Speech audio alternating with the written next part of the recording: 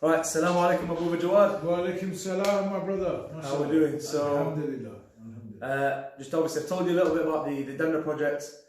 We have many orphans to help, thousands of orphans to help, thousands of orphans that have left their homes. These are the main concentrations. Their homes have been destroyed. We're giving them rent. It works out to around £75 per month per rent. We're talking 100% donation policies, volunteer network. All we're doing is taking the money, transferring it to our partners on the ground, and the partners on the ground, they just give it to those families. We've got a list of families who we need to help, and that list is ever growing. So, as somebody who, when it comes to fundraising, mashallah, you're a role model to me. I know you fundraise for many big charities, and it's of course good to give to them because they reach the masses. But the smaller charities, the smaller causes also matter as well, don't they? Of course they do, inshallah. The more charities we have, inshallah, the more reach we have, the more we can tackle, many of these tragedies around the world, inshallah. So, everybody, like big charities, don't always have the time to be in all type of places. Yes. So, when you have smaller charities, they could be designated to those areas and they could just get on with the work, Yeah. So it's all good, it's thumbs up. 100% behind it, It's great, yeah. Barakallahu feek. And you know me, my brother, I'm passionate about fundraising myself. And when it's home, when it's closer to home, obviously it's a bit closer to the heart. So there's a significance of the city of Derna. The fact that it has 70 of the companions of the Prophet actually buried there. So it's not only significant to Libya, and a lot of Libyans probably don't put it that important, but to me it's very important. It's significant to the whole of the Muslim world, subhanAllah, I believe. Yes. And there's a masjid called the Sahaba Masjid in the middle of Derna. Hopefully you could come with us one day. Yeah, and we'll take it to the Sahaba Masjid. Do you think that adds a little bit of a sweeter taste, like to give into the people who are in need in Derna? SubhanAllah, our beloved Prophet sallallahu alaihi wasallam, he spoke highly of the Sahaba. They were the best of Shabab. They were the best students. And of course, they were remembered.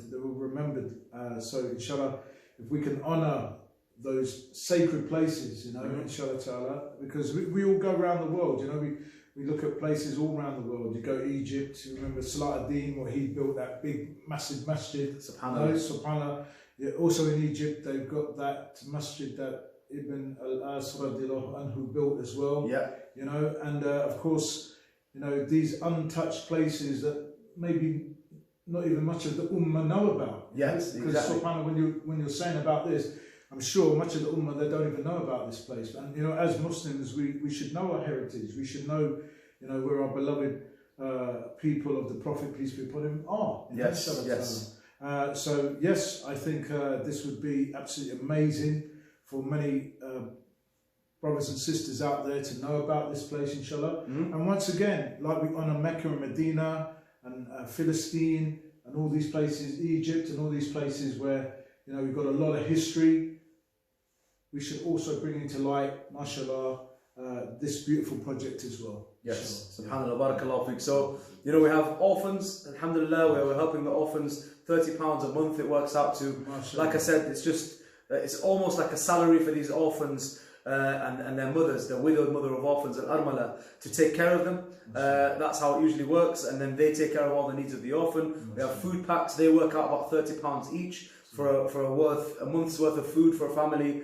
And there's many refugee families who we're concentrating on, and these are the people who probably need our zakat the most, as well as our sadaqah, because zakat is for those who are in debt or who need to pay certain bills like rent. SubhanAllah, these refugee families, they don't have homes, their homes have been destroyed, and it's around £75 a month to house a family, a refugee family. That's really important, isn't it? So, Brother Jawad, if you were to pick one of these, which would you pick? Which would you be passionate about?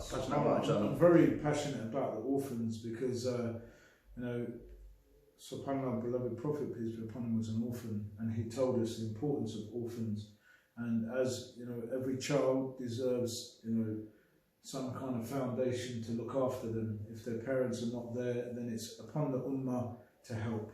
This is it. There are children. They are gentle, beautiful children, like our own children. And of course, as you know, a child is frightened if they don't have some kind of security and protection. So, mashallah, our beloved Prophet, Allah subhanahu wa ta'ala tells us many times in the Quran, honour the orphans. So, mashallah, this is a beautiful project. It's a beautiful way to do it, subhanallah. So if you don't mind, my dear brother, just, you know, I want that tagline, because what are we trying to get from this, my dear brother Jawad? We're trying to get Ajah.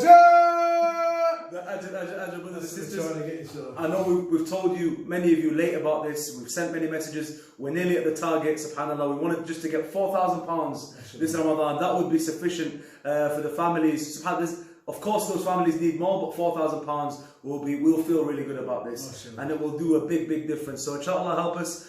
Anything you want to do or you want to give, whether it's sadaqah, zakat, even zakat al-fitr, we are still taking this. Please mention in the comments below or direct message me, inshallah. And it's got the stamp of approval from my brother Jawad. So there's nothing else to do, inshallah. Barakallahu feekum, and please help us as much as you can.